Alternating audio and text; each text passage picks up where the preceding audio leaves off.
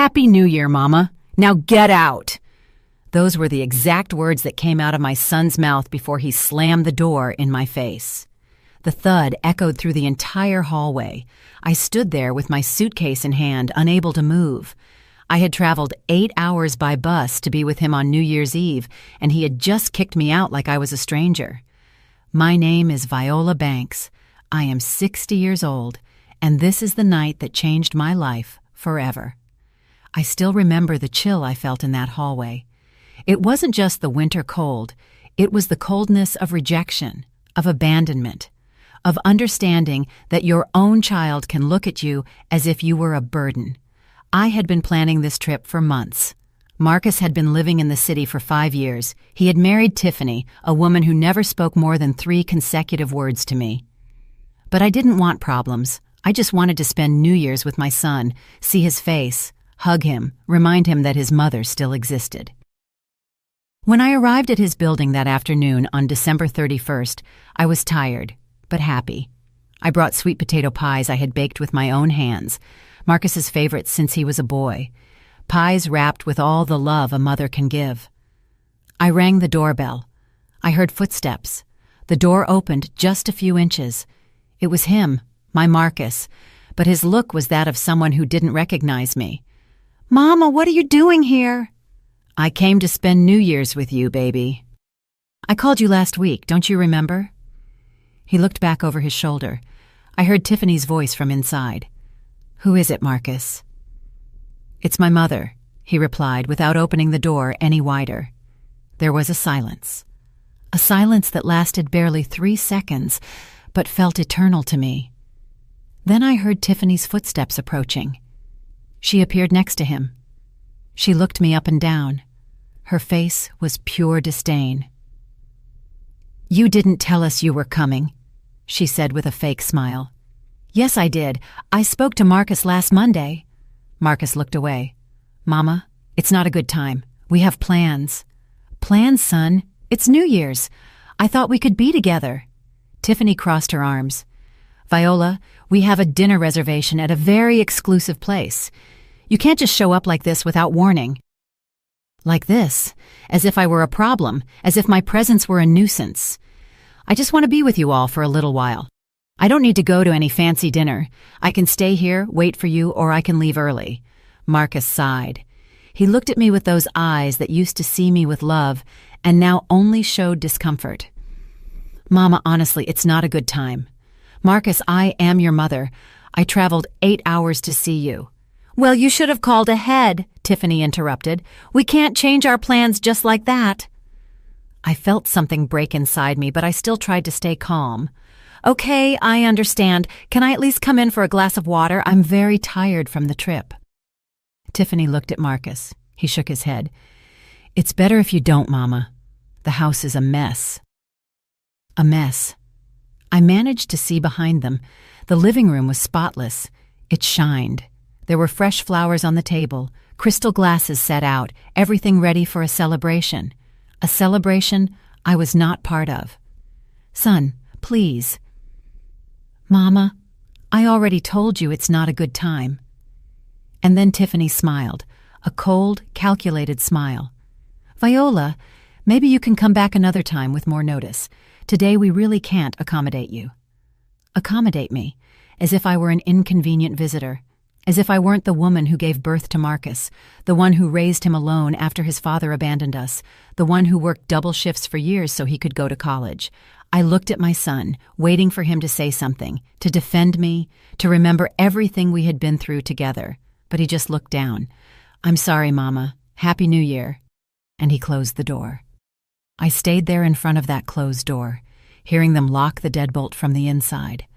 I heard their voices drifting away. I heard a laugh, Tiffany's laugh. Then, for the first time in many years, I felt completely alone in the world. I took my suitcase, walked slowly down the stairs, and left the building. Outside, it was getting dark. The streets were starting to fill with happy people, carrying bags of food, bottles of cider, getting ready to celebrate. I had nowhere to go. I didn't know anyone in that city. The last bus back to my town had left an hour ago. I walked aimlessly, my legs trembling. I don't know if it was from the cold or the sadness, probably both. I reached a park. There was a bench beneath a tree. I sat there, opened my suitcase, took out the pies I had made with so much love, looked at them, and wept. I cried in silence because I didn't want the people passing by to see me falling apart. Sometimes we trust too much in those we shouldn't, don't we?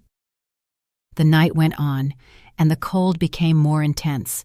I was still there, on that bench, not knowing what to do, not knowing what to feel. And then I saw something that would change everything.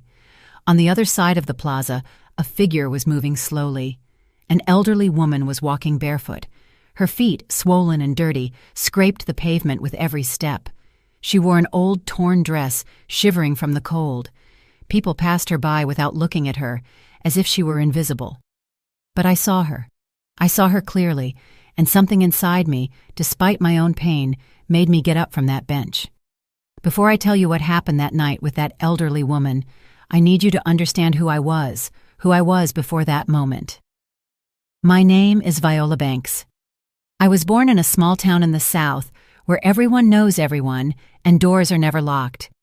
I grew up with the smell of fresh biscuits and the sound of church bells marking every hour of the day. I married young. I was barely 20 when I met Ray, Marcus's father. He was a handsome man, hard-working, with strong hands and smooth words. We married in June of 1983.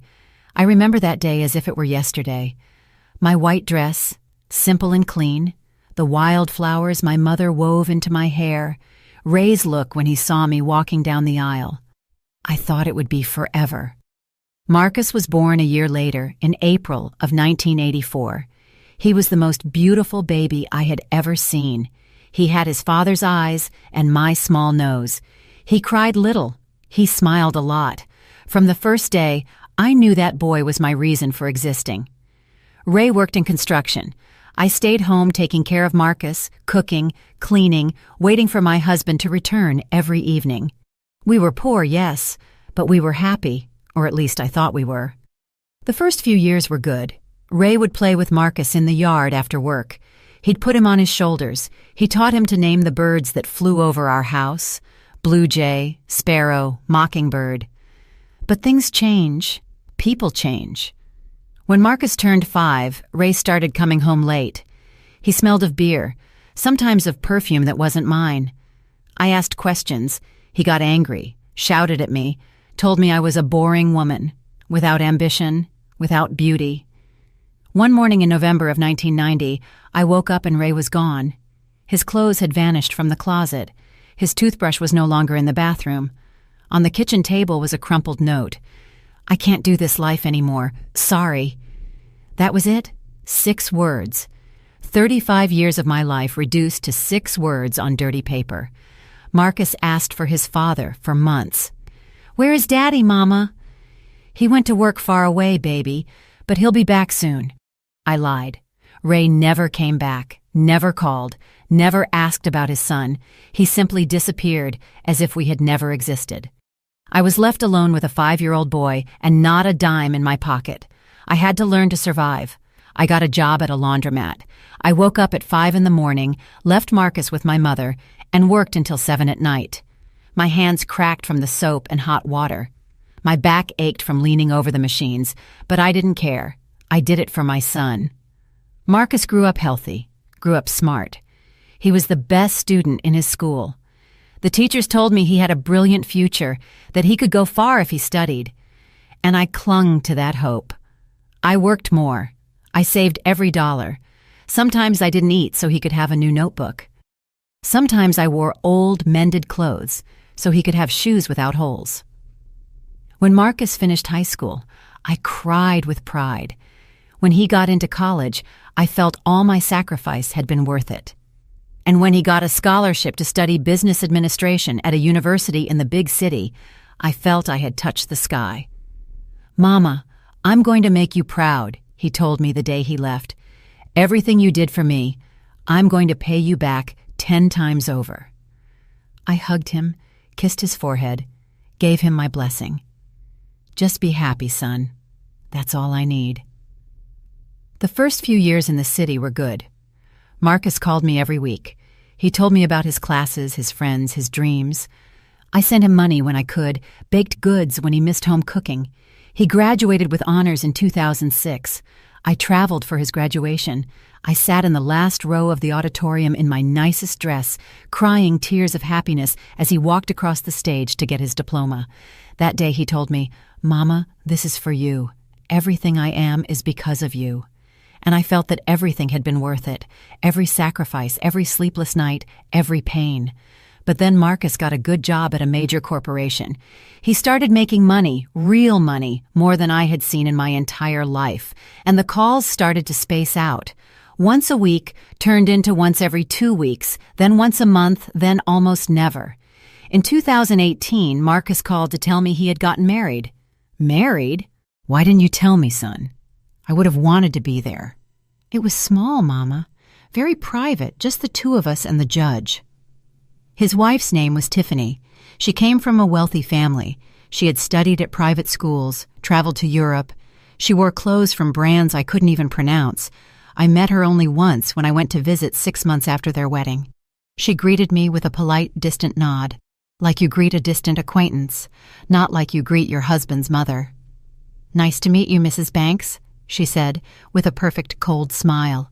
Mrs. Banks, not Mom, not Miss Viola. Mrs. Banks, as if I were a stranger. During that visit, which lasted barely 3 days, I noticed things. Tiffany never let me in the kitchen. She said she had already cooked, that I shouldn't worry, but I wanted to cook for my son. I wanted to make his favorite meals. Marcus didn't insist either. He simply smiled and said, "It's okay, Mama, rest. You've worked hard enough in your life." But I didn't want to rest. I wanted to be useful. I wanted to feel I still had a place in my son's life. Before I left, I gave Marcus some money. It was $500, everything I had saved that year. "Here, baby, buy something you need." He looked at the money, then looked at Tiffany. She smiled with disdain. "Mama, we make good money. You don't need to give me cash." "But I want to. Please, take it." Marcus took it, but I saw in his eyes that he was embarrassed. Embarrassed that his wife saw his poor mother giving him money. I went back to my town with a heavy heart. Something had changed in my son. He was no longer the boy who hugged me tight. He was no longer the young man who called to tell me his dreams. He was someone else, someone I no longer recognized. The following years were hard. Calls became scarce, visits non-existent. I tried not to bother them. I didn't want to be the nagging mother-in-law, the intrusive mother. But I missed my son. I missed his voice, his laugh. And then came the year 2024, December. I decided I wouldn't spend another New Year alone. I decided that even if Marcus didn't invite me, I would go see him just to hug him, to remind him his mother still existed. I baked his favorite pies, bought my bus ticket, and traveled those 8 long hours with hope in my heart. I never imagined he would close the door in my face. Now I return to that New Year's Eve, to that bench in the park, to that barefoot elderly woman who would change my life forever. Because sometimes, when everything seems lost, the universe sends you a sign. That elderly woman walked slowly through the plaza. Her bare feet left small, damp marks on the cold pavement. I watched her from my bench, still with the pies in my lap, tears drying on my cheeks. People passed her without looking. Some dodged her with disgust. A young couple crossed the street when they saw her coming. A man in a suit yelled at her, "Get out of the way, old woman." She didn't respond, just kept walking, shivering. I felt something strange in my chest, a mixture of sadness and rage. How could people be so cruel? How could they ignore someone who clearly needed help? And then I remembered. I remembered that I, too, had been ignored that night. My own son had closed the door on me, treated me as if I were invisible. Maybe that's why I could see that woman, because I also knew what it was to be invisible. I got up from the bench, my legs still shaking, but I walked toward her. When I reached her side, I could see her better. She had white hair, tangled and dirty. Her face was wrinkled by years and suffering. Her eyes, though tired, had something I can't explain, a kind of light, of wisdom. "Excuse me, ma'am," I said softly. She stopped and looked at me. Her eyes met mine. "Yes, child?" Her voice was weak but kind. "It's very cold. Do you have a place to stay tonight?" She smiled, a sad smile. "No, child, I have nowhere to go. But don't worry, I'm used to it." Used to it. That phrase broke my heart. I looked at her feet. They were swollen, full of calluses and cuts. I couldn't imagine the pain she felt walking. "Wait here a moment, please." I ran back to my bench, opened my suitcase, and took out my thickest coat, the one I had brought for the city cold. I also took out my comfortable walking shoes. They weren't much, but at least they would protect her from the frozen pavement. I went back to her. "Here, ma'am, please put this on." I held out the coat and the shoes. She looked at me in surprise. "No, child, I can't accept. You're cold too." "I'm fine. Please take them." I insisted until she took the coat, put it on slowly with trembling hands, then bent down to put on the shoes. When she stood up, her eyes were wet. "God bless you, child. Few people even look at me." "What is your name, ma'am?" She hesitated a moment. "You can call me Eleanor." "Nice to meet you, Miss Eleanor. I'm Viola." We stood there in the middle of the plaza while people kept passing around us, getting ready to celebrate. Fireworks were starting to be heard in the distance. It was less than 2 hours to midnight. "And what are you doing here alone, Viola?" Eleanor asked. "A woman like you should be with her family." I felt a lump in my throat. My family doesn't want me near tonight." Eleanor nodded with understanding, as if she knew exactly what I was talking about. "Children sometimes forget where they come from," she said softly. "They go out into the world and get ashamed of their roots." "Do you have children too?" Her look saddened. "I had a daughter. She died 15 years ago. Cancer. Since then, I've been alone." "I'm so sorry." "That's life, child. Some go, others stay, and you learn to keep going." We sat together on the bench. I opened my bag with the pies. "Are you hungry, Miss Eleanor?" Her eyes lit up. "I haven't eaten anything since this morning." "Then we'll eat together. I baked these for my son, but, well, he didn't want them." We unwrapped the pies. They still smelled of sweet potato and cinnamon, filling the cold air. Eleanor took the first bite and closed her eyes. "I haven't eaten something this delicious in years," she said with a cracked voice. "Thank you, Viola. Thank you from my heart." We ate in silence for a few minutes. Around us, families passed by laughing, carrying bags, rushing to get to their homes before midnight. "You know something, Viola?" Eleanor said suddenly. "I've been walking these streets for 5 years. Since I lost my home, I've seen thousands of people pass me by. And do you know how many have stopped to ask if I need anything?" "How many?" 3. You are the third. Only 3 people in 5 years." Sadness invaded me. "People are afraid," Eleanor continued. "Afraid of seeing poverty, afraid of seeing suffering, because if they see it, they have to acknowledge that they could be in my place someday. But you aren't scary, Miss Eleanor. You just need help." "Ah, child, what a noble soul you have. That's why I'm sure something good is going to happen to you. Life always rewards good people." I didn't believe it. In that moment, sitting on that frozen bench, after being rejected by my own son, I didn't believe life rewarded anything. But I said nothing. I just kept eating my pie, sharing that moment with a stranger who strangely felt more like family than my own blood. We finished eating. I put the leftover pies in my bag. I thought maybe tomorrow I could sell them, get some money for the return ticket. "Viola, do you have a place to sleep tonight?" Eleanor asked. "No, the last bus already left, and I don't have money for a hotel. I know of a shelter near here, for homeless folks. It's not pretty, but at least you'll be under a roof. And where are you going to sleep?" "There's a doorway, 2 streets down. I usually sleep there. It's protected from the wind." I looked at her. This elderly woman, barefoot until a few minutes ago, homeless, was still thinking about helping me. "No," I told her. "We'll go together to that shelter, both of us." She shook her head.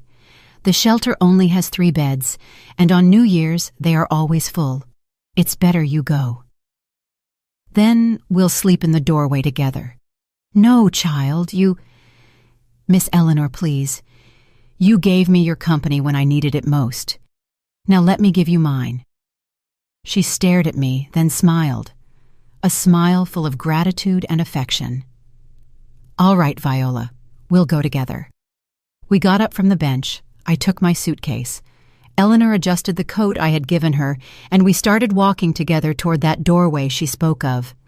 The streets were getting emptier. People were already in their homes getting ready for the toast. The 2 of us, on the other hand, were walking toward a cold doorway to spend the night. But something strange was happening.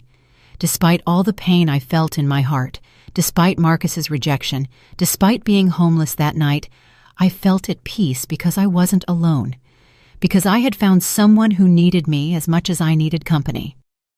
We arrived at the doorway. It belonged to an old building with stone columns and a high ceiling. The floor was marble, cold but clean. There were pieces of cardboard stacked in a corner. "This is where I sleep," Eleanor said. "It's not much, but it protects us from the wind." We spread the cardboard on the floor, sat on it. I took out a blanket I had in my suitcase, and we shared it. Fireworks started exploding in the sky. It was 11 at night, 1 hour to the New Year. "Viola, can I ask you a question?" Eleanor said. "Of course, Miss Eleanor." "Why did you help me? No one does. Everyone ignores me. Why didn't you?" I paused to think. Why had I done it? I didn't know exactly. Maybe because I had also been rejected that night. Maybe because I saw my own pain in her. Or maybe simply because it was the right thing to do. "Because you are a mother too," I said finally. "And mothers shouldn't be alone on the street on New Year's." Eleanor said nothing, just took my hand and squeezed it tight. The minutes passed. The fireworks intensified. In the distance, we heard shouts of happiness, people toasting, people hugging. We were there, in that cold doorway, 2 women forgotten by the world, but we weren't alone. And that, in that moment, was enough. Although I didn't know it yet, my life was about to change. Because sometimes when you do something good without expecting anything in return, the universe sees you and rewards you in ways you never imagined. Midnight arrived with a roar. Fireworks lit up the sky like falling stars. Shouts of "Happy New Year" resonated through the city. People hugged their loved ones, toasted with champagne, kissed under the illuminated sky. Eleanor and I looked at each other. She smiled with sadness. "Happy New Year, Viola." "Happy New Year, Miss Eleanor." We didn't have champagne. We didn't have black-eyed peas. We only had our company. And in that moment, it seemed to be enough. The fireworks lasted almost 20 minutes. Afterward, slowly, the noise began to diminish. The streets fell silent again. The city went to sleep. We tried to sleep too. We huddled under the blanket, trying to keep warm, but the cold was biting. Every time I closed my eyes, I saw Marcus's face, his eyes avoiding me, his hand closing the door. "Can't you sleep?" Eleanor asked in the dark. "Not really." "Are you thinking about your son?" "Yes." There was a silence. "You know what the hardest part of all this is, Miss Eleanor," I said. "It's not that he closed the door on me. It's not that he left me on the street. It's that he couldn't even look me in the eye, as if he was ashamed that I was his mother." Children sometimes get lost, Viola. They get lost in the world, in money, in appearances, and they forget what really matters. I gave him everything, everything I had. I worked until my hands bled so he could study. I went without eating so he could have new shoes. And now I'm a burden to him. Eleanor sighed. A mother's love is the most selfless in the world, but also the most painful because children grow up and leave, and sometimes when they come back, they aren't the same. Did your daughter make you suffer too? No, my daughter was always good to me until the day she died. But I saw many mothers suffer what you are suffering now. It's more common than you think. And what did those mothers do? Some forgave, others walked away, but they all kept living. Because that's what we mothers do, Viola. We keep going even if they break our hearts. We stay silent. The cold kept penetrating. I huddled more under the blanket. Miss Eleanor, can I ask you something? Of course, child. How did you end up on the street? She took a while to answer. When she did, her voice sounded distant, as if remembering something very painful. I lost my husband 20 years ago. He was a good man, owned a business, made good money. We had a nice home. But when he died, I was left alone with my daughter. She was 30. She lived with me because she was sick. Breast cancer. She paused, took a deep breath. I sold everything I had to pay for her treatment. The house, the furniture, even my wedding ring. I spent every dime trying to save her, but I couldn't. She died in 2009 on her birthday, 35 years old. I am so sorry, Miss Eleanor. When she died, I was left with nothing. No house, no money, no family. I tried to work, but I was old. Nobody gave me a job. I ended up on the street, and I've been here ever since. I listened to her with a tight heart. This woman had lost everything, absolutely everything, and still had the kindness to share her space with me. You are a very strong woman, Miss Eleanor. I'm not strong, Viola. I'm just a survivor. There's a difference. Finally, we fell asleep, or at least I tried to sleep. The cold woke me up every half hour. I listened to Eleanor breathe beside me. Her breathing was irregular, as if she struggled to draw air. The hours passed slowly. When dawn broke, January 1st arrived with a gray, cold sky. I got up aching. My whole body hurt from sleeping on the floor. Eleanor was still sleeping. Her face looked so tired, so fragile. I let her rest. I went out to the street. The city was empty. The streets filled with trash from last night's celebration. Plastic cups, streamers, broken bottles. I walked aimlessly. I needed to think. I needed to decide what I was going to do. The next bus to my town left at 3 in the afternoon. I had to get money for the ticket. I had to go home. But something in my heart ached. A part of me didn't want to leave. I didn't want to accept that my son had rejected me. I wanted to believe there was an explanation, that it had all been a misunderstanding. I walked toward Marcus's building. I don't know why. Maybe I hoped that seeing it by day, in the sunlight, everything would look different. Maybe I hoped he would come down and tell me he was sorry, invite me in. I arrived at the building. I stood on the sidewalk looking up.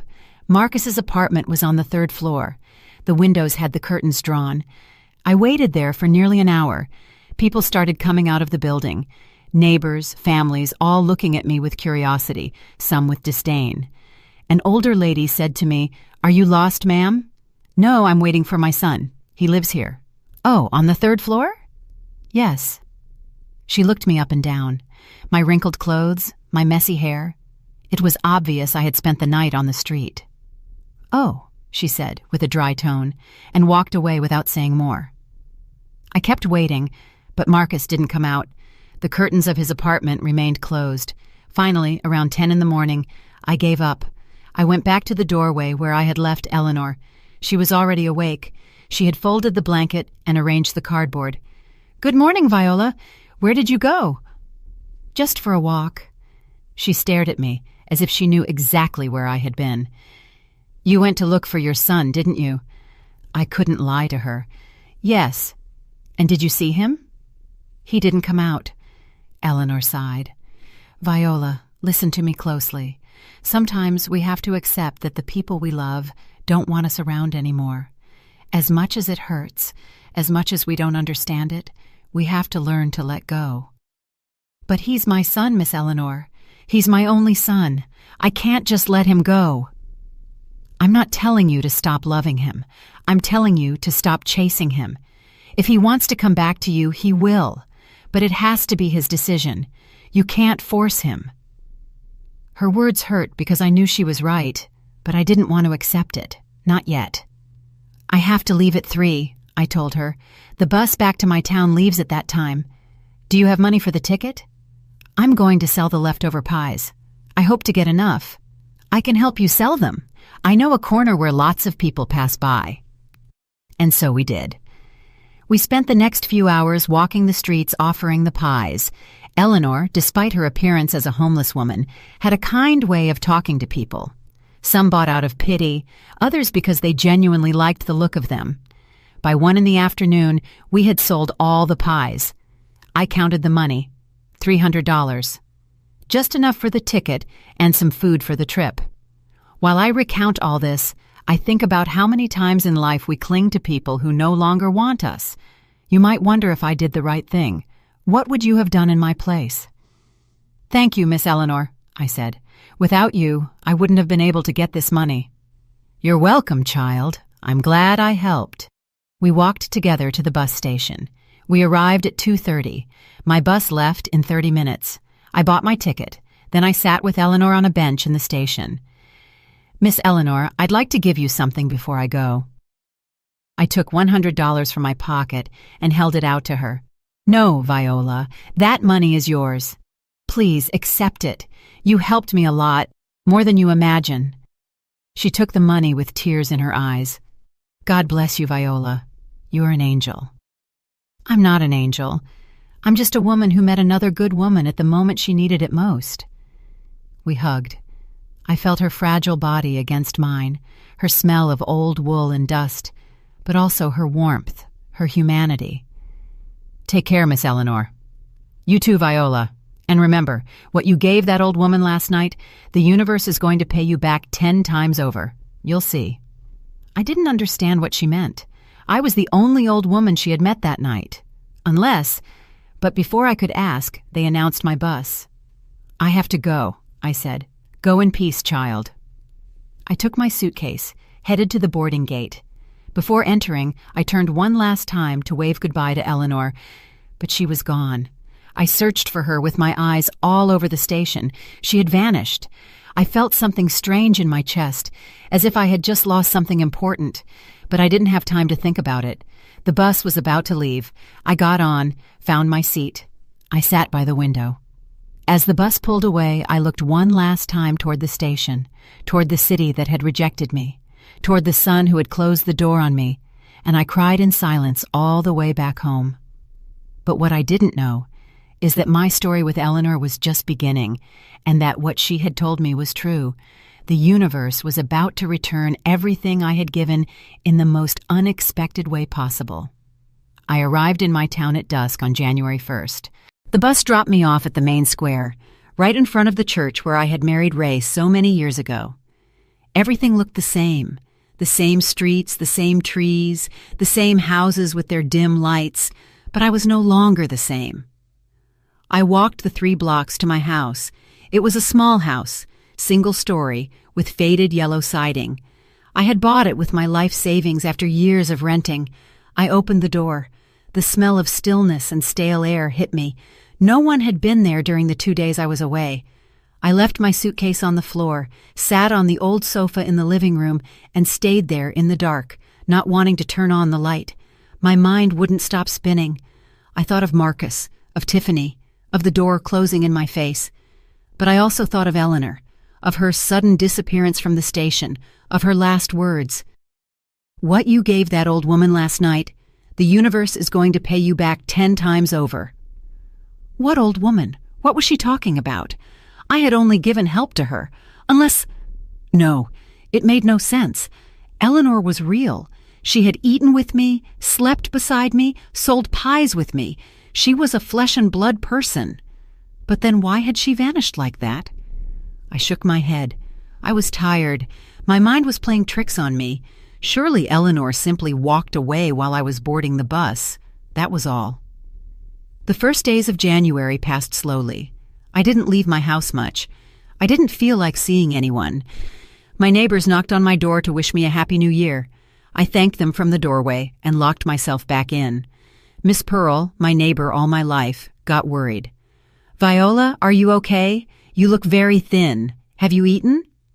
"Yes, Miss Pearl, I'm fine, just a little tired." "Did you go see Marcus for New Year's?" That question hurt like a stab wound. "Yes." "And how is my boy?" My boy. Everyone in town remembered Marcus as the good kid who went off to study in the city, the pride of the neighborhood. "He's fine. He's very busy. I bet he has plans for you to move in with him, right? Such a good boy isn't going to leave his mother alone here." I didn't answer, just smiled sadly and closed the door. On January 5th, I decided I had to do something. I couldn't stay locked up forever. I needed to work. I needed to distract myself. I went back to the laundromat where I had worked for years. The owner, Mrs. Higgins, welcomed me with open arms. "Viola, so good to see you. Are you coming back to work?" "Yes, Mrs. Higgins, if you still have space for me." "There's always space for you. Start tomorrow if you want." And so I did. I went back to my usual routine. I woke up at 5 in the morning, went to the laundromat, washed other people's clothes for 8 hours, came home tired, ate something simple, went to sleep. But the nights were difficult, because at night, when everything was silent, my mind wouldn't leave me in peace. I thought of Marcus. I wondered if he was okay, if he missed me even a little, if he regretted closing the door on me. Part of me wanted to call him, wanted to hear his voice, but another part, the part Eleanor had awakened in me, told me not to, that if he wanted to talk to me, he had to make the first move. 2 weeks passed, then 3, then 4. February 15th arrived, my birthday. I was turning 61. No one remembered, or at least no one called. Miss Pearl brought me a piece of cake left over from her grandson's party, but that was all. Marcus didn't call, not even a text message, not even a happy birthday, Mama. That night I cried myself to sleep. I felt lonelier than ever. But then something strange started to happen. On February 18th, 3 days after my birthday, I was working at the laundromat when an elegant woman walked in. She wore a gray tailored suit, heels, and carried a leather briefcase. "Mrs. Viola Banks?" she asked. "Yes, that's me. How can I help you?" "My name is Catherine Sterling. I am an attorney. I need to speak with you. It is an urgent matter." My heart raced. An attorney? What could a lawyer want with me? What happened? Is it Marcus? Is he okay? "This isn't about your son, Mrs. Banks. It's about something else. Could we speak in private?"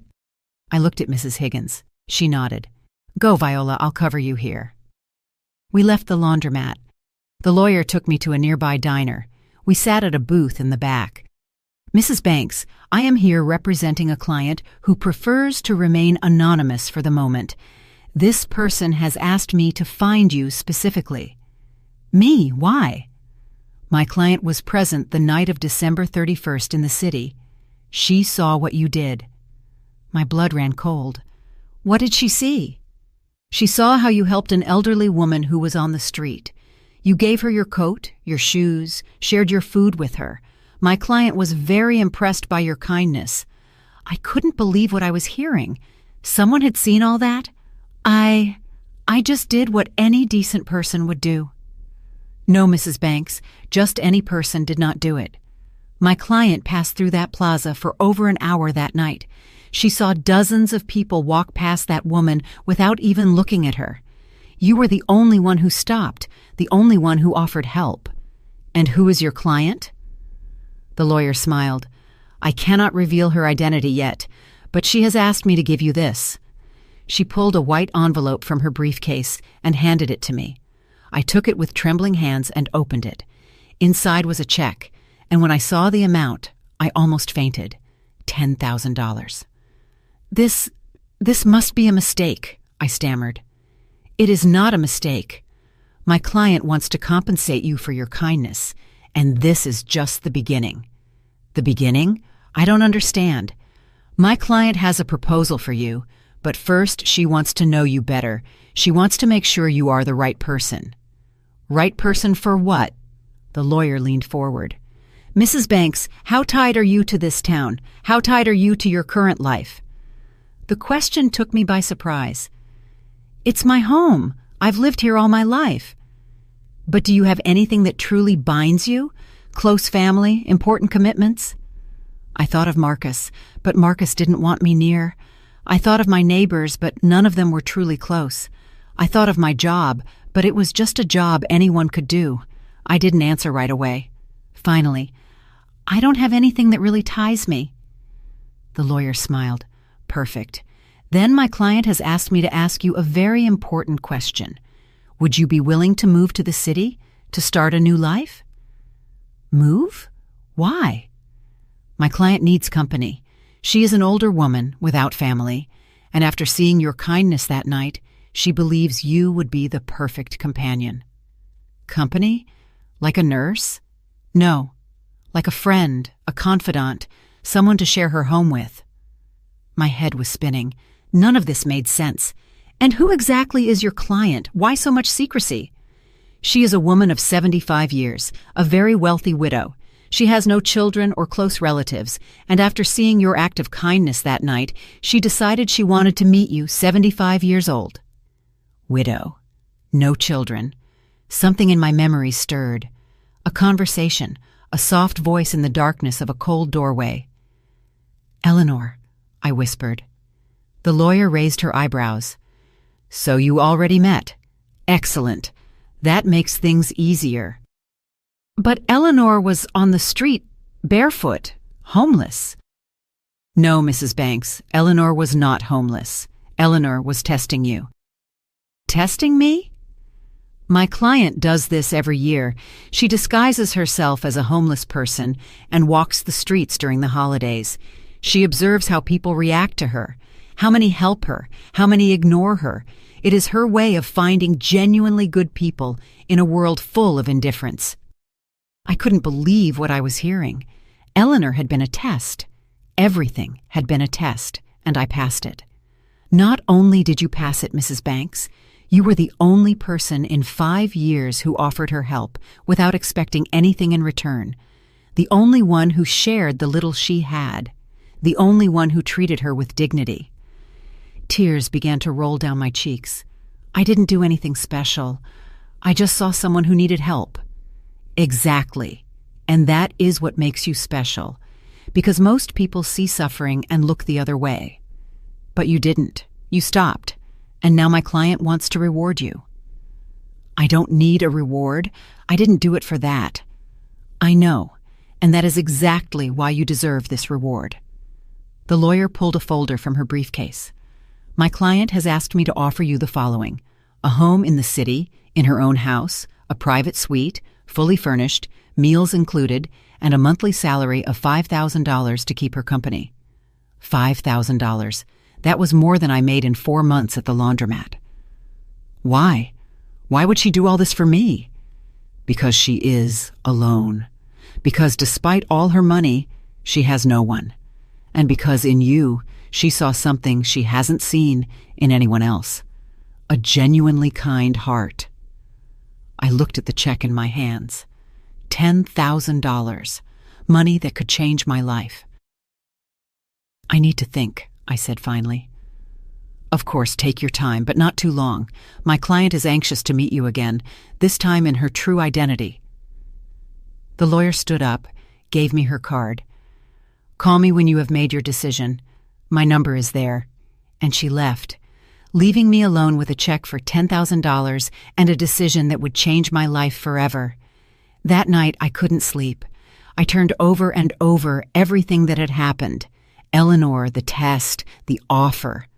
Part of me wanted to accept, wanted to get out of this town, wanted to start over, wanted to feel my life had a purpose beyond washing other people's clothes. But another part was afraid. Afraid of the unknown, afraid of leaving behind everything I knew. And then I thought of Marcus. If I went to the city, I would be closer to him. Maybe I could see him once in a while. Maybe we could fix things. Or maybe not. Maybe it was time to stop living for my son and start living for myself. I spent 3 days thinking. 3 days where I barely ate, barely slept, just spun the same question over and over. Should I accept? On February 20th, I finally made a decision. I called the lawyer. Miss Sterling, this is Viola Banks. Mrs. Banks, good to hear from you. Have you made your decision? I took a deep breath. I accept. I want to meet your client. I want to hear what she has to say. I heard a smile in her voice. Excellent. My client will be delighted. Can you travel to the city this Friday? Yes, I can. Perfect. I will email you the bus tickets, premium coach, and a chauffeur will be waiting for you at the station to take you to my client's residence. Residence? Yes. My client lives in an exclusive area of the city, the Gold Coast. You'll see, Mrs. Banks, your life is about to change. We hung up. I stared at the phone in my hand, still not believing what was happening. Mrs. Higgins gave me the day off when I explained I had to travel. I didn't tell her where or why, just that it was something important. On Friday, February 23rd, I got on the luxury bus. It was the first time in my life I traveled like that. The seats were leather, huge, with room to stretch my legs. They gave you water and snacks for free. There was Wi-Fi. I felt out of place. The other passengers wore suits, carried laptops, expensive phones. I wore my only decent dress, the same one I had worn to Marcus's graduation so many years ago. But I tried not to think about that. I tried to enjoy the journey. We arrived in the city at 2 p.m. At the station, just as the lawyer promised, there was a chauffeur waiting for me, an older man in a black uniform holding a sign with my name. Mrs. Viola Banks? Yes, that's me. Pleasure to meet you. I'm Arthur. I'm here to take you to Mrs. Vance. He led me to a black car, big, shiny, a Mercedes. I had never been in a car like that. The interior smelled of new leather. Arthur drove for 20 minutes through streets I didn't know.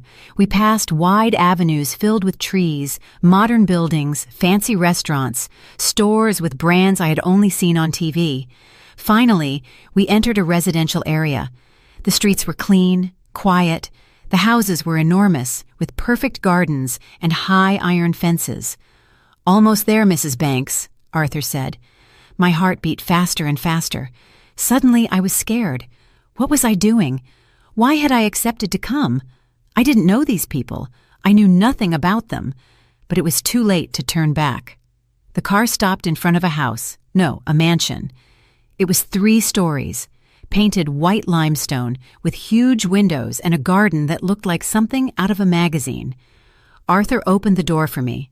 Go ahead, ma'am. They are waiting for you. I stepped out of the car with trembling legs. I walked toward the front door. Before I could ring the bell, the door opened, and there she was, Eleanor. But it wasn't the Eleanor I had met on the street. This Eleanor wore an elegant beige dress. Her white hair was perfectly styled. She wore a pearl necklace and discreet earrings. She looked different, but her eyes were the same. Those wise eyes full of kindness. Viola, she said with a smile. Welcome to my home. I didn't know what to say. I stood there with my mouth open, trying to process what I was seeing. Eleanor approached and hugged me. Forgive me for the deception, child, but I needed to be sure.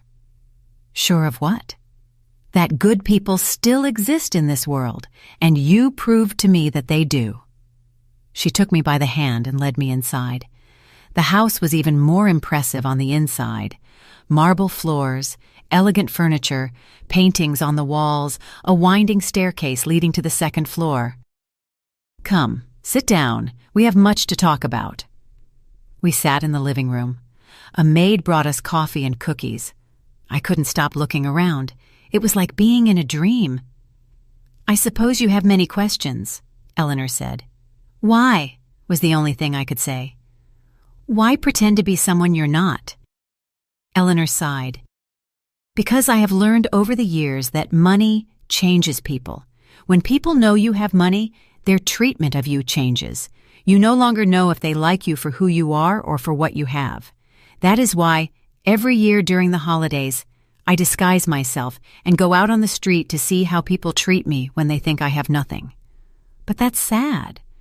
It is, but necessary. Do you know how many people have helped me in the last 5 years I've been doing this? Your lawyer said 3. Exactly 3, in 5 years. You are the third and the only one who shared the little she had without thinking twice. I didn't do it for money or a reward. I did it because it was the right thing. I know. And that is why you are here. Eleanor took a sip of her coffee. Let me tell you who I really am. My full name is Eleanor Vance. I am 75 years old. I have been a widow for 20 years.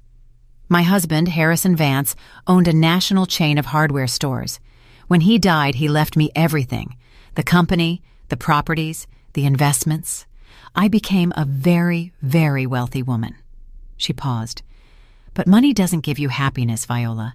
It gives you comfort, yes. Security, yes. But it doesn't give you love. It doesn't give you company. It doesn't give you a purpose." "And your daughter. You told me you had a daughter." Eleanor's eyes grew wet. "Yes, Chloe, my only daughter. What I told you that night was true. She died of cancer 15 years ago. She was 35. I sold what I could. Well, spent millions on her treatment. But it didn't work. She died in my arms on July 26th, 2009. I am so sorry. Since then, I have been alone, completely alone. I have no siblings. My parents died years ago. I have no nieces or close cousins. I only have employees, lawyers, accountants, people who work for me but don't know me, really know me." Eleanor looked me directly in the eyes. "That is why I'm looking for you, Viola, because when I saw you help me that night, I saw something I hadn't seen in years, genuine kindness, real compassion. And I thought, this is the person I want by my side." "But Miss Eleanor, I'm nobody special. I'm a simple woman from a small town. I don't know anything about this world of yours." "Precisely why I want you here. Because you don't see me as money. You see me as a person. Like that old woman shivering in the cold to whom you gave your coat without thinking of the cost." She pulled an envelope from the pocket of her dress. "Viola, I want to make you an offer, and I want you to think about it carefully before answering." I opened the envelope. Inside were several documents. "I offer you to live here with me in this house. You will have your own room, your own bathroom, 3 meals a day, clothes if you need them, and a monthly salary of $5,000, not 4, as Catherine told you. I asked her to say less so as not to scare you." $5,000. That was more money than I had seen together in my entire life. "The only thing I ask in return is your company. That you have breakfast with me, watch movies with me, tell me about your life, that we do together what friends do. Because that is what I want, Viola, a friend, not an employee, a friend." Tears started running down my face. "But Miss Eleanor, I don't deserve all this. I only helped you that night because you are a good person, and good people deserve good things. Life hasn't treated you well, Viola. I saw it in your eyes that night. I saw the pain, the abandonment, the loneliness. We were 2 lonely women sitting in a cold doorway with no one wanting us." "It's true," I whispered, "but you don't have to be alone anymore. I don't want to be either. We can take care of each other. We can be the family we both lost." I stood up, walked to the window, looked at the perfect garden, the fountain glistening, the pale blue sky over the city. I thought of my house, the town, the laundromat, my endless days washing clothes, my lonely nights in front of the TV, my forgotten birthdays. And then I thought of Marcus, how he had closed the door on me, how he hadn't called on my birthday, how he had treated me like a burden. And something inside me broke, but not from sadness, from liberation. I turned back to Eleanor. "I accept," I said. "I accept your offer." Eleanor smiled, stood up, walked toward me, and hugged me tight. "Thank you, Viola. Thank you for giving this lonely old woman a chance. Thank you, Miss Eleanor, for seeing me, for seeing my heart when no one else did." We stayed hugged for what seemed like an eternity. 2 women who had lost everything.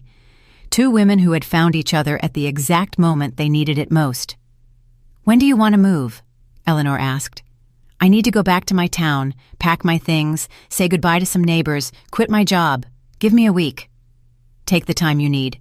Arthur will take you back to the bus station today, and will come pick you up when you are ready. Does that sound good?" "Yes, thank you." Eleanor showed me what would be my room. It was on the 2nd floor. It was huge, bigger than my whole house in Clayton. It had a king-size bed with fluffy white sheets, a carved wooden armoire, a desk by the window, a private bathroom with a tub and separate shower. "This will be your room," Eleanor said. your private space. You can decorate it however you want, bring your things, do whatever makes you feel comfortable. I couldn't believe what I was seeing. It was like a luxury hotel suite. It's too much. It's not too much. It's what you deserve. And Viola, one more thing. She handed me a thicker envelope. Inside is $20,000 in cash for you to settle your affairs in town, to pay any debts you have, to buy new clothes if you need them, for whatever you want. Miss Eleanor, I can't accept so much money. Yes, you can, and you will. Because I want to do it, because I can do it, and because you deserve it. I took the envelope with shaking hands. I had never held $20,000 in my hands. I had never imagined I would. I don't know what to say. Don't say anything. Just promise me one thing. What? That you will be happy here. That you will allow yourself to be happy. That you will leave the pain behind and open your heart to this new life. I looked her in the eyes and saw something in her I hadn't seen in a long time. Hope. I promise, Miss Eleanor. That afternoon, Arthur took me back to the bus station. Eleanor hugged me before I left. I'll be waiting for you, Viola. This house will finally have life again. During the whole trip back, I couldn't stop smiling. For the first time in years, I felt my life had a purpose, that someone wanted me near, that I mattered.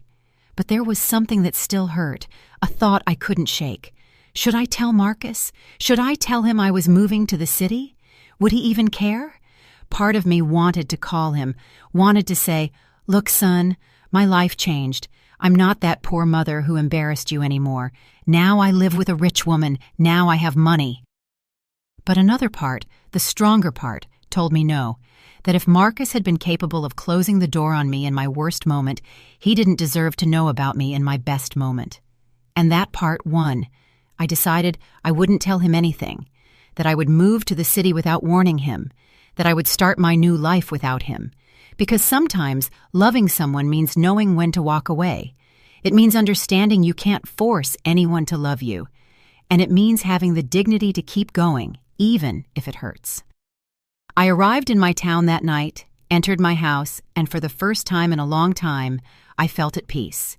My life was about to change for good, and I was ready. The next 7 days were a whirlwind of emotions.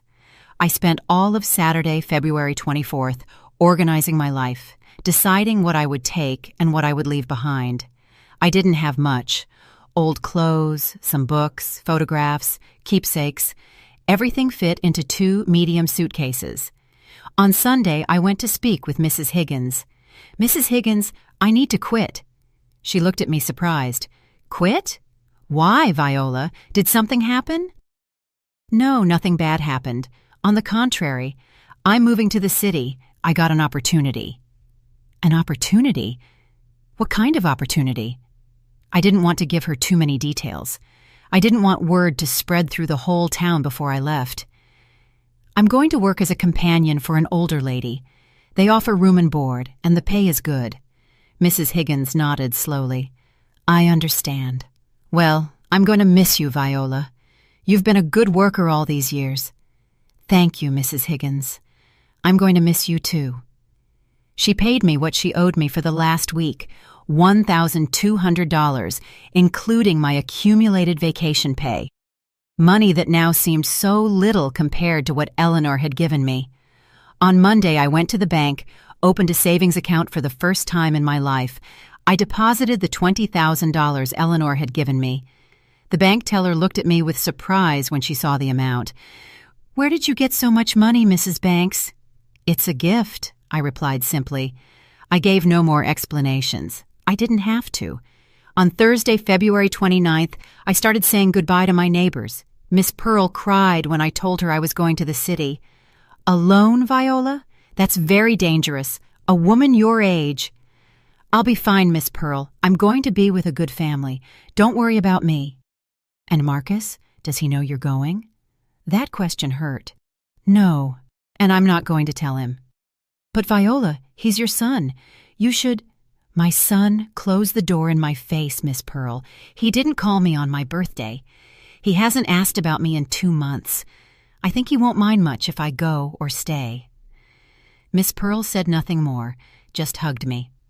On Friday, March 1st, Arthur arrived for me. I put my 2 suitcases in the car. I took one last look at my little yellow house, at the street where I had lived all my life, at the town that had seen me born, marry, raise my son, grow old. I felt no nostalgia, only relief. It was a strange feeling, as if I were taking off a weight I had carried for years. The trip to the city took the same hours as always, but this time was different. This time I wasn't going to beg for my son's love. This time I was going toward a new life, a life I had chosen. We arrived at Eleanor's house at sunset. She was waiting for me at the door with a huge smile. "Viola, welcome to your new home." She hugged me tight. And in that hug, I felt something I hadn't felt in a long time, that someone was genuinely happy to see me. "Come, your room is ready. And I prepared dinner, your favorite, fried chicken and collard greens. Well, the cook made it, but I requested it specially." We went up to my room. It was exactly as I remembered it. Big, luminous, perfect. Arthur brought up my suitcases. "Take your time to settle in," Eleanor said. "When you're ready, I'll wait for you downstairs for dinner." I stood alone in that enormous room. I opened my suitcases, started unpacking my clothes. They looked so old, so worn compared to the elegance of that room. But I didn't care. It was my clothing, my things, my life. I hung everything in the closet. I put my photographs on the desk. One of Marcus when he was a boy, another of my wedding with Ray, one of my mother who had died 10 years ago. I looked at Marcus's photograph for a long time. His boyish smile, his eyes full of innocence. When had he changed? When had he stopped being that boy who loved me unconditionally? I put the photograph in a drawer. I didn't want to see it every day. I didn't want to remember the pain every morning. I went down to dinner. Eleanor had set the table with elegant china, cloth napkins, crystal goblets. The food steamed on a porcelain platter. "Sit, please," she said. "We eat together." She asked me 1,000 questions about my life, my town, my memories.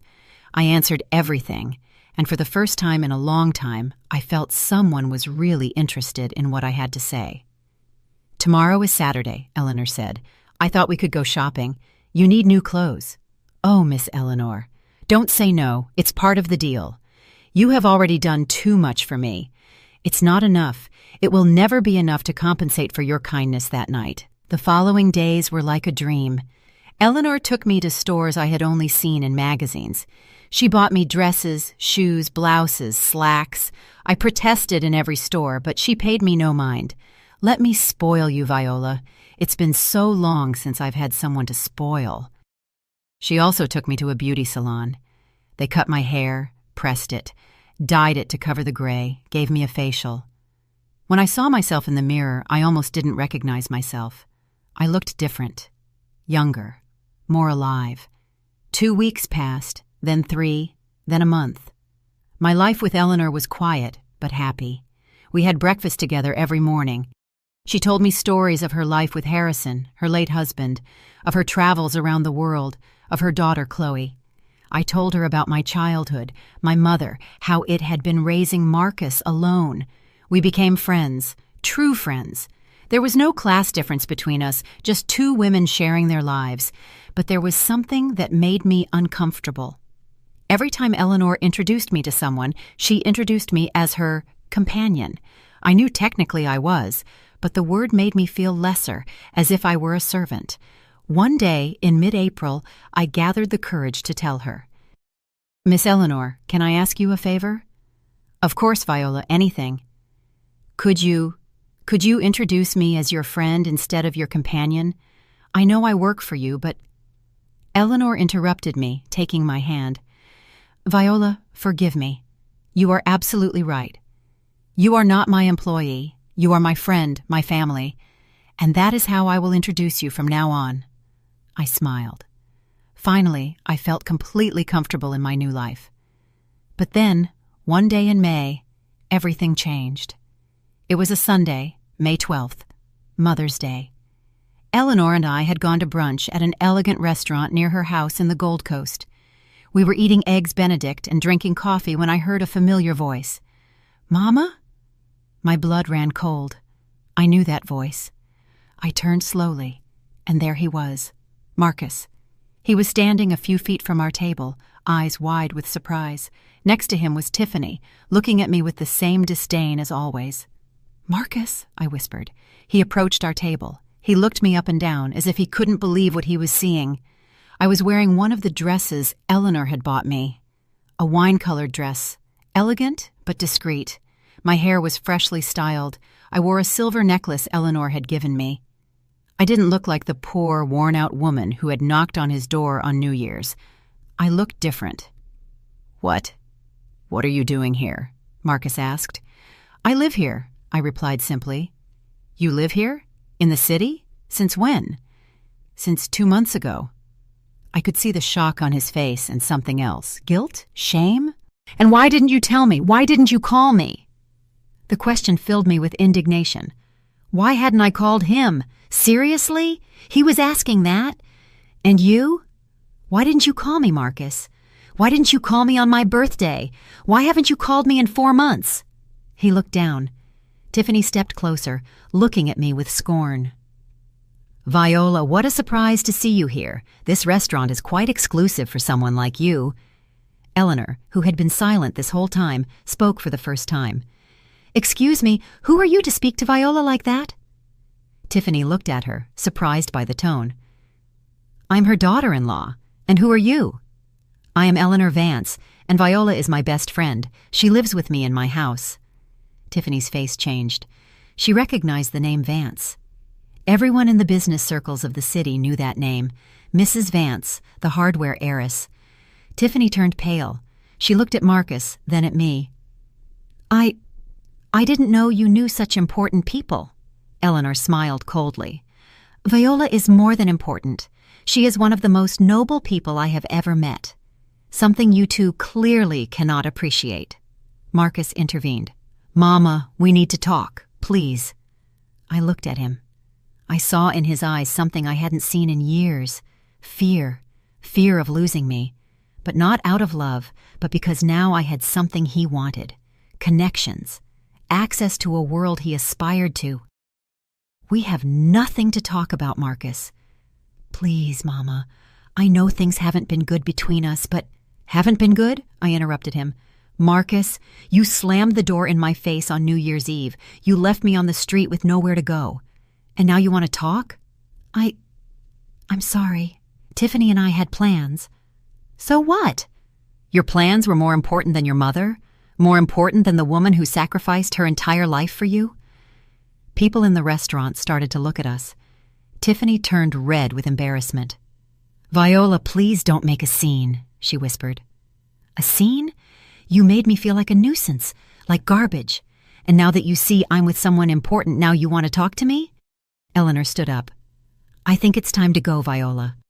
I stood up too, grabbed my purse. "Mama, wait," Marcus said, grabbing my arm. I shook off his grip. "You had 4 months to call me, Marcus. 4 months to apologize, to ask how I was, but you didn't. And now it's too late. Don't say that. You're my mother. You'll always be my mother. I am your mother. But you stopped being my son that night." The words left my mouth before I could stop them. But the moment I said them, I knew they were true. I saw the pain on his face, but I didn't feel satisfaction, only liberation. Eleanor and I left the restaurant. Arthur was waiting outside. We got in the car. I didn't look back. I didn't want to see if Marcus was following us with his eyes. I didn't want to know if he regretted it. The whole way home we didn't speak. Eleanor just took my hand and squeezed it tight. When we got to the house, she finally spoke. "Are you okay?" "Yes," I replied. "I'm fine. For the first time in a long time, I am really fine." And it was true, because even though I had lost my son, I had gained something more important. My dignity, my peace, my freedom. That night I cried. I cried for the son I had lost, for the boy I had raised with so much love who was now a stranger, For the years I had wasted waiting for his approval, but I also cried with relief, because finally I had closed that chapter of my life. Finally, I had let go. And even though it hurt, it also felt good. Several days passed after the encounter with Marcus. I kept up my routine with Eleanor, but something had changed inside me. I no longer felt that weight in my chest, that constant anxiety to be a good mother, to be enough for my son. I had freed myself. On May 18th, Eleanor called me to her study. It was a place I rarely entered. It was on the first floor, full of books, documents, old photographs. There was a large mahogany desk, and behind it a huge portrait of Harrison, her late husband. "Sit down, Viola. I need to talk to you about something important." I sat across from her. Her expression was serious, but not sad, determined. "Did something bad happen, Miss Eleanor?" "No, nothing bad. On the contrary, I want to talk to you about something I've been thinking about for weeks." She pulled a binder from one of the desk drawers. "Viola, I am 75 years old. I've already lived longer than I expected, and although I feel well now, I know I'm not going to live forever." "No one does, Miss Eleanor. Don't say that." "It's not pessimism, child. It's realism, and that's why I need to speak to you about my will." My heart sped up. "Your will?" "Yes. As you know, I have no family. My daughter died. My husband died. I have no siblings or nephews. When I die, everything I have will be left to no one." "But surely you have friends." "Acquaintances?" Eleanor smiled sadly. "Friends, Viola. When you have money, you never know who is really your friend and who is just around for interest. That's why I do those tests every year, to find genuine people." "And the other two people who helped you, what happened to them?" "The first was a young man, 22 years old. I offered him the same thing as you, but when he found out how much money I had, he started asking for loans, investments, said he wanted to do business with me. I had to cut him off. The second was a woman of 40. She seemed sincere at first, but then I discovered she was telling her whole family everything. They were planning... Well, I don't even want to think about it. I had to cut her off, too."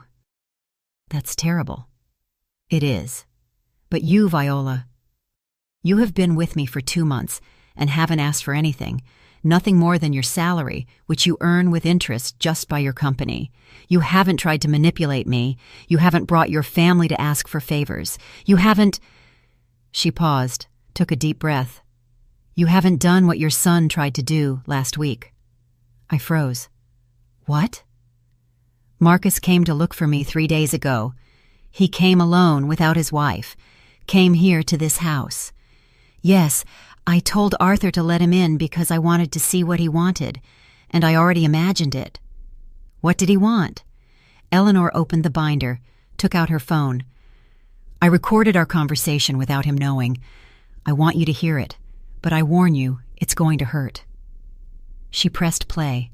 Marcus's voice filled the room. "Mrs. Vance, thank you so much for seeing me." "You're welcome, Marcus. Tell me, to what do I owe this visit?" "Well, I want to apologize for how I behaved at the restaurant. It wasn't my intention to disrespect you." "You didn't disrespect me. You disrespected your mother."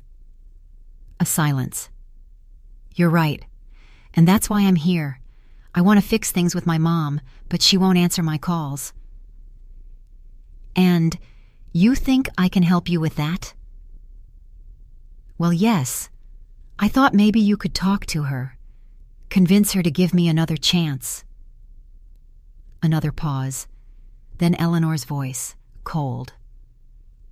"Marcus, let me ask you a question. Why do you want to fix things with your mother now? Because you really miss her? Or because you realized she has access to my social circle?" A long silence.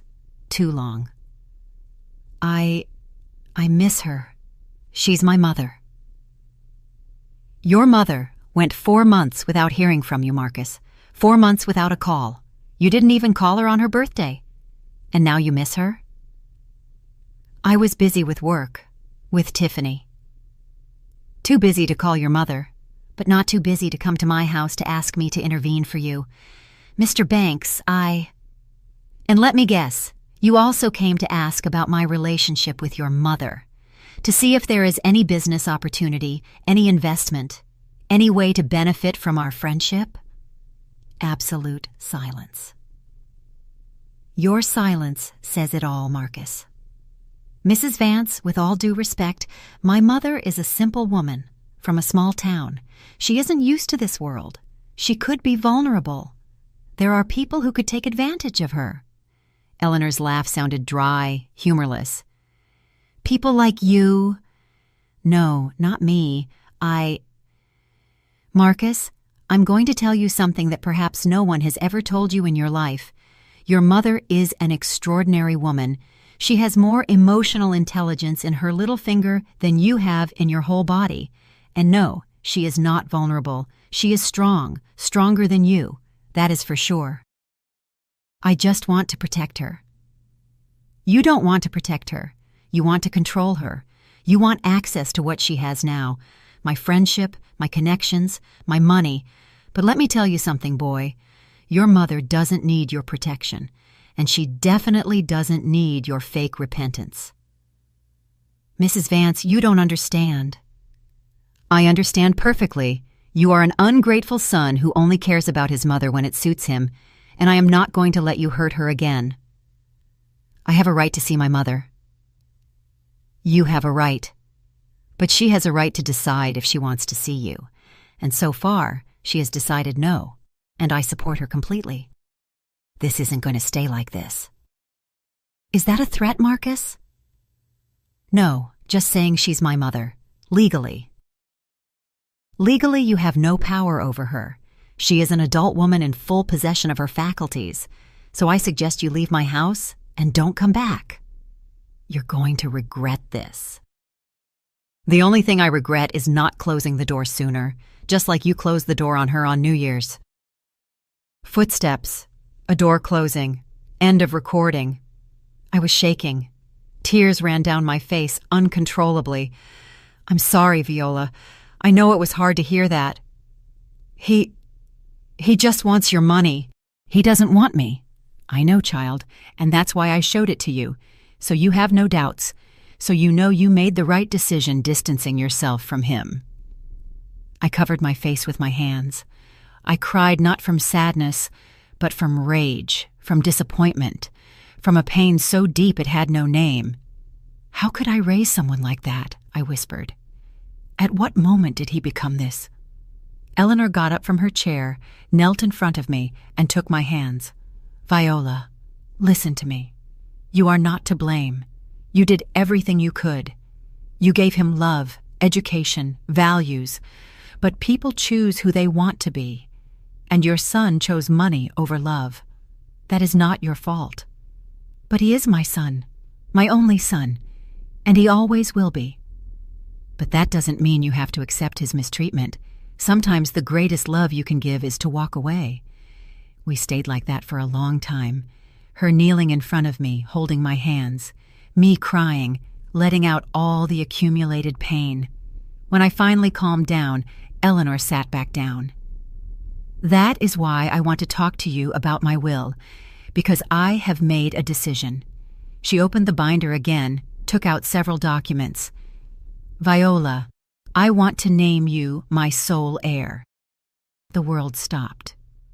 What? I want to leave you everything. This house, my properties, my investments, the company stocks, everything. No, Miss Eleanor. That is too much. I can't. Yes, you can, and you deserve it. In these 2 months, you have given me something I didn't have. True family, true company, unconditional love. And I want to make sure that when I am no longer here, you have everything you need to live well for the rest of your life. But, Miss Eleanor, I don't need your money. I just need your friendship. I know, and that is exactly why I am giving it to you. Because I know you aren't looking for it. Because I know you won't squander it. Because I know you will use it to do good. I shook my head. I can't accept this. It's your life, your work. It's my legacy, and I want it to be yours. But there is a condition. What condition? That when I die, you use part of that money to help women like you. Older women who are alone, who were abandoned, who need a new opportunity. I want you to create a foundation in honor of my daughter, Chloe. I was speechless. Miss Eleanor, I don't know what to say. Don't say anything now. Think about it. Talk to my lawyers. Understand well what this means. And then, if you still want to reject it, I will respect your decision. But please, think about it. During the next few days, I met with Catherine, the lawyer. She explained everything to me, the magnitude of Eleanor's fortune, the properties, the investments. It was more money than I could imagine. Mrs. Banks, do you understand that this would make you one of the wealthiest women in the state? Yes, and that terrifies me. Why? Because I am a simple woman, from the country. I don't know anything about business, investments, all this. You don't have to know. That is what we are here for. The lawyers, the accountants, the managers. You only have to make the final decisions, and I will be here to guide you in everything. And if I ruin it all, you won't ruin it. Mrs. Vance has seen in you something that is worth more than any college degree. Integrity, kindness, common sense. With that, and with the right team, you will be fine. On May 26th, I made my decision. I told Eleanor I accepted. She cried with happiness. Thank you, Viola. Thank you for giving me peace. Now I know my legacy will be in good hands. We signed the papers that same day. Catherine took care of everything. The will was registered. I was officially the sole heir of Eleanor Vance. But something else happened that day. Something I didn't expect. Eleanor handed me another document. What is this? It is a bank transfer of $200,000 to your name. $200,000? Why? Because I want you to have it now while I am still alive. I want to see you enjoy it. I want you to do whatever you want with it. Travel, buy what you need, or simply save it. It is yours. No conditions. Miss Eleanor, this is too much.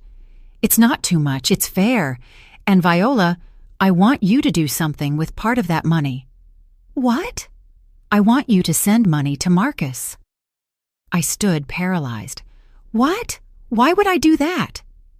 Because despite everything he has done to you, he is still your son, and I know a part of you still worries about him. Send him money, $10,000, without explanation. Just send it, and then close that chapter forever. But after what I heard on that recording, precisely because of that, send him money so he sees you don't do it out of necessity, that you do it because you are his mother, and that even when he doesn't deserve it, you continue to be a better person than him. That, Viola, is moral revenge, the only revenge worth having. I thought about it all night, and finally, I decided to do it. On May 28th, I transferred $10,000 to Marcus. No message, no explanation, just the money. He called me 2 hours later. I didn't answer. He sent me a text. Mama, what is this? Where did you get this money? I didn't reply. He sent another. Mama, please, we need to talk. Forgive me. I didn't reply either. Finally, he texted. I love you, Mama, and I am very sorry for everything that happened. I read it. I felt something in my heart, but it wasn't love. It was pity. Pity for my son, who had chosen money above all else, who only knew how to say I love you when it suited him. I blocked his number, and with that gesture, I closed the chapter of Marcus in my life forever. That night, Eleanor and I had dinner together. We toasted with red wine. To new lives, she said. To second chances, I replied.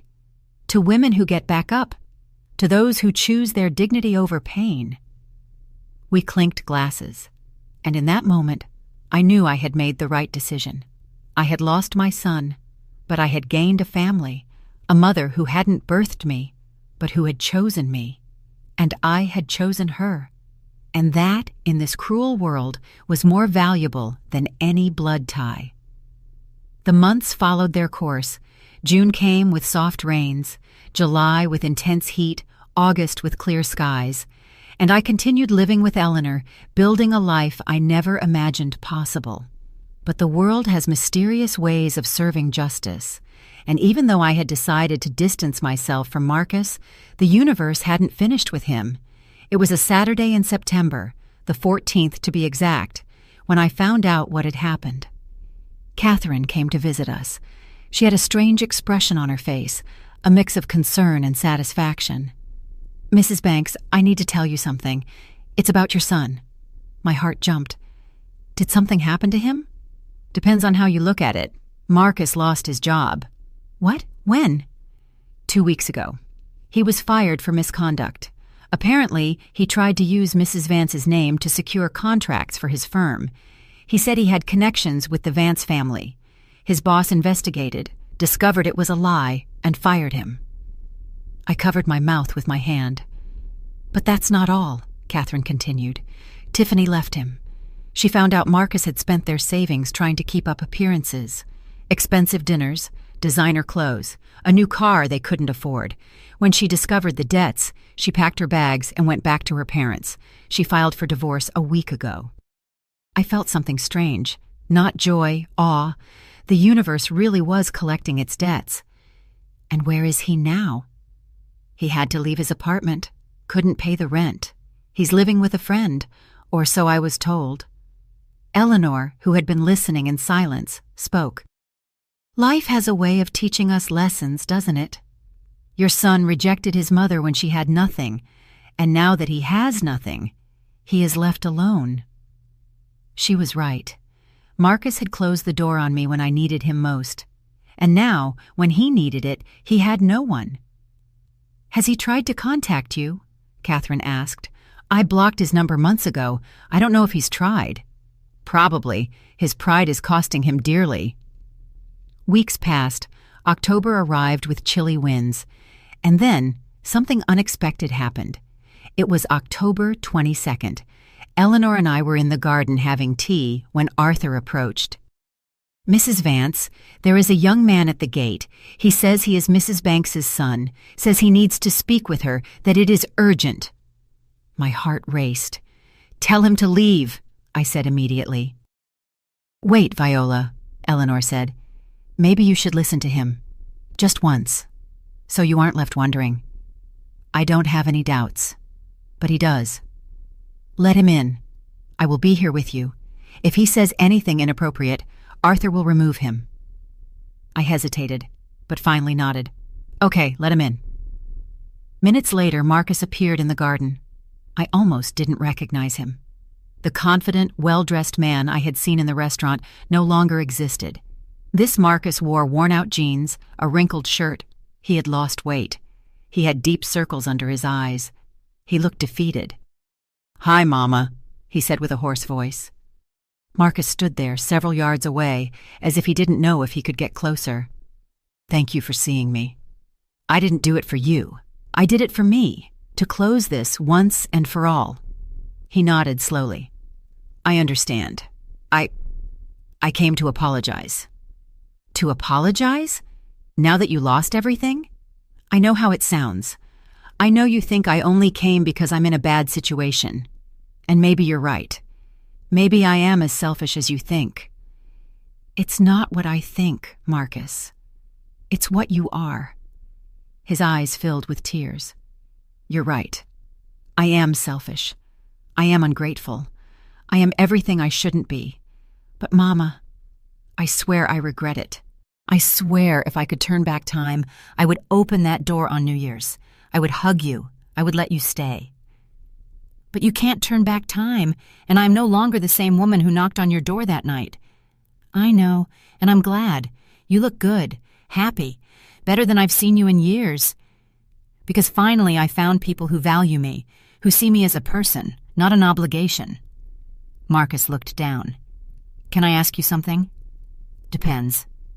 "Why did you send me that money months ago, $10,000, without explanation?" "Because despite everything, you are still my son, and I wanted you to have something, but I also wanted you to understand that I don't need you, that I can be fine without you." Mission accomplished, I understood, but that understanding came too late. There was a long silence. "Mama, I didn't come to ask you for money. I didn't come to ask you to save me. I just came to tell you I'm sorry, that I was wrong, that I was the worst son in the world, and that if someday in the future you can forgive me, I'll be waiting." I looked at him. I saw in his eyes something I hadn't seen before. Genuine remorse, or at least it seemed so. "Marcus, I forgive you. But forgiving doesn't mean forgetting. It doesn't mean things will go back to how they were. Because they can't. I know. I forgive you because I need peace. But I don't want you to be part of my life. At least not now. Maybe never." He nodded. Tears ran freely down his face. "I understand. And I respect that. Just take care, Mama. And be happy. You deserve it more than anyone." He turned to leave, but before reaching the gate, he stopped. "Mama, can I ask you one more thing?" "What?" "That night, when you were left on the street, what did you do? Where did you go?" I looked at Eleanor. She smiled. "I sat on a bench in the plaza, and I saw an older woman, barefoot, shivering in the cold. And I decided to help her. I gave her my coat, my shoes, my food, and that decision changed my life, because it turns out that woman wasn't who I thought, and her kindness was greater than mine." Marcus looked at Eleanor. He understood. "So, all this happened because you—" "Because your mother has a noble heart," Eleanor interrupted. "Something you lost along the way." Marcus didn't answer, just nodded and walked away. I watched him walk away through the garden. I watched Arthur escort him to the gate, and I felt nothing. I didn't feel pain. I didn't feel rage. I only felt peace, because karma had done its work. Marcus had lost his job, his wife, his home, everything he valued more than his own mother. And I, whom he had rejected, now had it all. It wasn't revenge. It was justice. Poetic justice. "Are you okay?"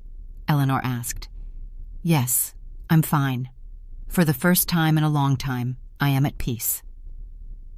That night, as I prepared for bed, I thought about everything that had happened that cold New Year's night.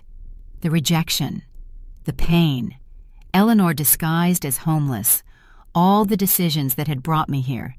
And I understood something. Sometimes the worst things that happen to us are the doors to the best. Marcus closing the door on me was the push I needed to find my true home, my true family. The universe has its way of balancing things, of rewarding kindness, of punishing ingratitude. Once, Marcus called me a fool for helping strangers. Years later, that very act of kindness gave me a life he could never give me. Life always collects its debts. Always. It has been 8 months since that New Year's night, 8 months since my son slammed the door in my face, 8 months since a barefoot elderly woman changed my life forever. Today is a quiet day in November, the 23rd to be exact. Eleanor and I are sitting in the garden like every afternoon, drinking coffee and watching the sunset. She has a photo album in her lap, pictures of her daughter Chloe, her husband Harrison, of a life that no longer exists but lives in her memory. "You know something, Viola? Sometimes I think Chloe sent me to you." "Why do you say that?" "Because the day I decided to do that test on New Year's was her birthday, December 26th. That day she would have turned 50, and I thought, I need to honor her memory by doing something good, by finding someone worthy of my legacy. And she found me you. I found you, a woman who had just been rejected by her own son, but who still had compassion to help a stranger." I smiled sadly. "Sometimes I wonder what would have happened if I hadn't gone to that bench, if I hadn't seen you. But you did go. You did see me, and that makes all the difference." "You're right. A single decision, a single act of kindness, and my whole life changed. Miss Eleanor, can I ask you something? Of course, child. Aren't you afraid to leave me everything, to trust me so much? She looked at me with those wise eyes full of affection. Afraid? No, Viola. I have peace, because I know that when I am no longer here, my money will be in the hands of someone who will use it to do good, someone who won't squander it on vanities, someone who remembers where she comes from. I will keep my promise. I will create that foundation for women in honor of Chloe. I know. That is why I trust you. We sat in silence watching the sun hide behind the skyline. Viola, I have lived 75 years. I have had money and lost it. I have had love and lost it. I have had health and lost it. But there is one thing no one has been able to take from me: the certainty that kindness always returns. Maybe not immediately, maybe not in the way you expect, but it always returns. She is right. I helped a stranger without expecting anything in return, and that stranger gave me a home, a family, a future, and my son, who had everything, lost it because he chose the wrong path. That is true justice. I have thought a lot about Marcus these months, not with rage, not with sadness, only with understanding. I understand that people change, that money can corrupt, that sometimes children forget where they come from, but I also understand that I cannot live waiting for him to change. I cannot put my happiness in the hands of someone who showed me he doesn't value me. Last week, Miss Pearl called me from town. Viola, your son was here asking for you. He wants to know where you are. And what did you tell him? That I don't know. That you left months ago and left no address. Thank you, Miss Pearl. Viola, are you okay? Are you sure? That boy looked bad, desperate. I am more than okay. I am at peace. And it is true. I am at peace because finally I understood that being a mother doesn't mean sacrificing yourself until you disappear. It doesn't mean accepting mistreatment because he's my son. It means giving love, yes. But it also means having dignity, boundaries, self-respect. Marcus will have to find his own way, learn his lessons, grow, and maybe someday when he is a different man, we can talk. But that day is not today, and maybe it will never come. And that's okay, because my life no longer revolves around him. It revolves around me, around Eleanor, around this new family we built together, around the plans we have, around the women we will help. The Chloe Foundation will open its doors in January. It will be a home for older women who are alone, who were abandoned, who need a second chance. We will give them shelter, food, emotional support, and above all, dignity. Because we all deserve dignity, regardless of our age, regardless of our past. Viola, what are you thinking about? Eleanor asks, pulling me from my thoughts. About everything that happened, about how a terrible night turned into the beginning of something beautiful. Life is like that. Sometimes you have to lose everything to find what really matters. And what really matters? Kindness, Viola. Only kindness. Everything else is temporary. Money comes and goes, beauty fades, health fails, but kindness remains. It engraves itself in hearts. It multiplies. It becomes a legacy. She is right. My legacy won't be the money I inherit. It will be the kindness I was able to share, the lives I will be able to change, the women who will find hope when everything seems lost. The sun has set completely. Stars begin to appear in the sky. Eleanor and I get up to go inside the house. Thank you, Miss Eleanor, I tell her, for everything, for seeing me, for choosing me, for giving me this life. No, Viola, thank you, for teaching me that good people still exist in this world, for restoring my faith in humanity. We hug, and in that hug, I feel something I hadn't felt in years: belonging, home, family. If this story can help a single woman open her eyes, it will have been worth it. If it can help someone understand that she is not obligated to accept mistreatment from anyone, not even her own family, then all this pain had a purpose. I learned that blood doesn't always make family. That true family is the one that chooses you, the one that values you, the one that sees you. I learned that it is never too late to start over, that at 61 you can have a completely different life, better, fuller. And I learned that kindness always, always returns. Maybe not today, maybe not tomorrow, but it returns. So if you are going through a difficult time, if someone rejected you, if you feel invisible, if you think your life has no purpose anymore, remember my story. Remember that a closed door can be the beginning of something extraordinary. Remember that your kindness is never in vain. And remember that you always, always deserve dignity, respect, love. No matter your age, no matter your past, no matter how many times you have been hurt, you matter, and your story is still being written. Thank you for listening to the end. If this story touched your heart, share it with someone you love. Sometimes a story like this can change an entire day. Subscribe to hear more stories of women who transformed their pain into wisdom. One woman, one life lesson every day. God bless you. And until next time.